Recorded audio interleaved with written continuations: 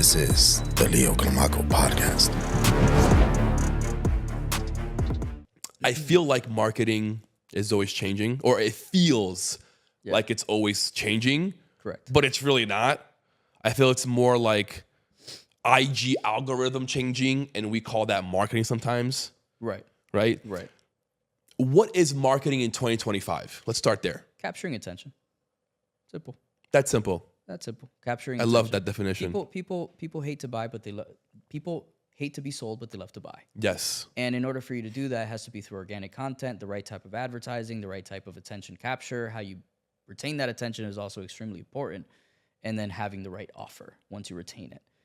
It's that simple. I mean, if people spend more time learning how to capture and retain attention, which is what we teach our clients to do as well through their content strategy, they will be more successful.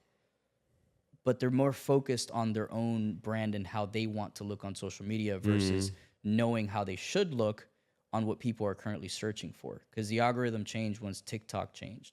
TikTok changed it to full interest-based, and Instagram followed suit, which means that if you have 1,000 followers versus 100,000 followers, you have the same opportunity to reach the same amount of people. Doesn't matter how many followers you have. That changed the game completely. So now it's an attention game. How can you capture as much attention as possible, no matter how many followers you have? Would you say that authenticity is probably the best tool in that? Absolutely. Yeah. Look at all the founder-led online businesses that are out there. They're all authentic. People follow them because they're real. Yeah. The parameters of branding have been expanded towards caring too much about how you look as a brand, being so tight within your box, to being a little more focused on what people actually want to see, which is usually a lot more authentic and relaxed. Yeah. You know, obviously depending on the business and the expectation for that business. You know, I can't brand our marketing agency the same way that I brand our hedge fund. It's going to be off. Because you expect in a hedge fund to be professional, to be well-spoken, dressed well, secure. But if you hop on a Zoom call and I'm wearing a tank top, you know, and I'm speaking how I speak, however I want, it's not going to fit. It's not going to fly. Right. Right. So you got to know the expectation, but also be authentic within that parameter. What would you say to someone that's trying to capture that attention? Top 3 things they can do. What would you say? Number one is always think about promote. Okay. If your objective is to capture attention to monetize, you need to promote. Promote the fuck out of your service, yourself. Don't be scared to promote because people's attention spans are very short. If you promote today and you capture that attention and people are like, yes, I love your promotion. Tomorrow they're on to the next, not tomorrow, the next hour, they're on to the next promotion. They already forgot about your offer. So people might get too scared to talk about the same thing too often, but marketing is talking about the same thing in different ways. So you have to figure out different ways of doing the same thing over and over and over again, because then you buy a little something which is called real estate in their mind, which is going to remind them on what you do, who you are, where you're located, and where you fit in the space and category within that industry. I think that went over a lot of people's head. Yes. Yes. That was powerful. Yeah. Capturing real estate in their mind. Correct. When you say that, I think of Coca-Cola and Pepsi. Yeah. And how Household they brands, names. own 10X. Yes. There's a lot of guys who still use 10X in their business, but it always goes back to Grant Cardone. Right. You're not going to think of Dan Locke. He says 10X too. Right. Nobody knows who Dan Locke is, No. except if you're in his network. Right. But everybody knows who Grant Cardone is. Look at how he's positioned himself. He's in politics now. He went to rallies. He started doing political speeches. 10X is going to be fucking engraved Huge. in people's head for a very long time. Oh, yeah. He's been very good at capturing attention and buying that real estate in their minds. And it's going to stick. It's going to stick.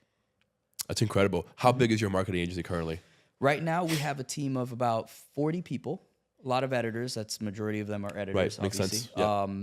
A lot of account managers. Right now, we have about 3-4 account managers that are managing client accounts. Myself, my 2 other partners, Cody and Justin. And then sales department is really us. We drive majority of our revenue, but we also have affiliates, and everybody has the opportunity to sell. Clients, we have over 100 people on subscription services, constantly growing. Including myself? Including yourself. We've actually grown 600% in new customers over the last few months. Right now, it's probably more since I checked the data, but That's awesome. it's Why? The approach. What changed the approach? The approach. That's it. The approach. It's going back, asking yourself, what's not working? Why is it not working? Right. Well, obviously because you're speaking like you want to be seen. Nobody gives a fuck how you want to be seen. People want to see what they want to see, so get in front of that. Don't wish things were different. Don't wish you were better. Exactly. So we shifted and we decided to change our messaging and offer in a way where, number one, it's different. It's a different wording. Right. The same service, it's just different because people hear the same thing over and over and over again and eventually just don't even like hearing it. Right. And then being able to capture the attention with what people actually want to see. Okay, how it can benefit you within 2 lines of reading the pitch. And that's it. That's the only thing that changed. We didn't have to go back, change our website. We didn't have to go back, change our entire systems. We didn't have to go interview all of our clients to see what we were doing wrong. Right. It's just changing what people, or adapting to what people want to see. What made you realize that that was the change that was required? Well, actually, Justin, he's our head of sales. He realized that because he's very witty at how he speaks.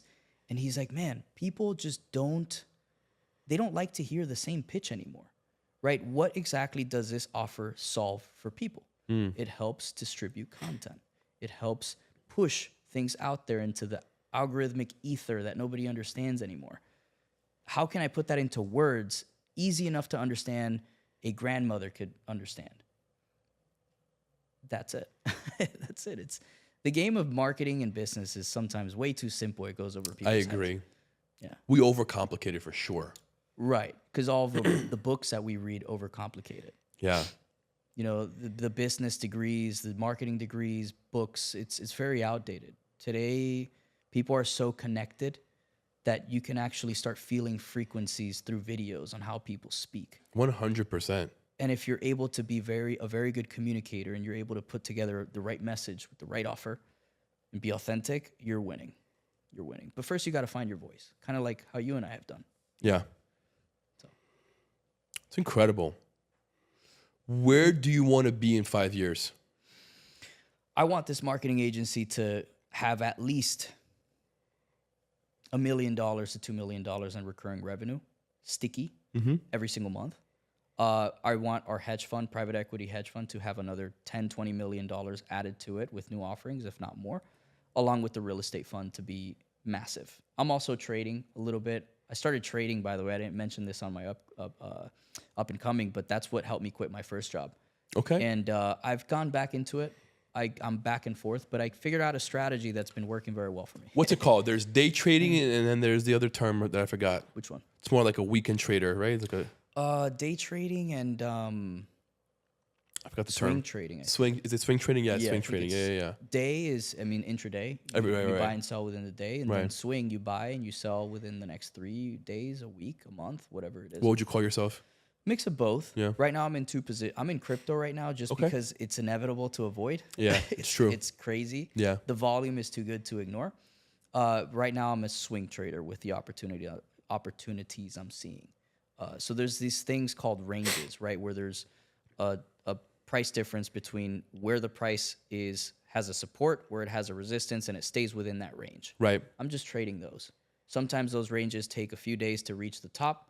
Sometimes it takes an hour. So that's why it's a mix of both. Got it. If I see the opportunity to sell, I sell. Nobody got broke taking profits. So always take your profits. Nobody got broke taking profits. Nobody went broke taking profits. Wow. No matter if your profit is a 2% increase or a 50 or 100% increase on the day, you're not going broke. Do you place a difference in Bitcoin and crypto? What do you mean? I feel like a lot of people remove Bitcoin from that crypto definition. Well, yeah, because it has a lot more uses, right? Bitcoin is just something that's going to store value for a very long time. It has a limited supply, and because of that, the market cap is just going to continue to rise, and so is the price. It's a great way to replace currency because it has a limited amount of Bitcoin that's able to be mined versus global currencies. Right. That's how I view Bitcoin, and I see it as an indicator for everything else that I want to trade, right? Okay. So if Bitcoin's going up, usually I see volume coming in and it goes up, it rises. If the smaller coins haven't gone up, that means that when Bitcoin starts coming down, usually maybe 7 times out of 10, altcoins follow suit when Bitcoins go down because people are just taking profits and parking them somewhere else to win more. Got it. It just becomes a mix of supply and demand between both. But I do like to separate Bitcoin with all the other shit coins that exist.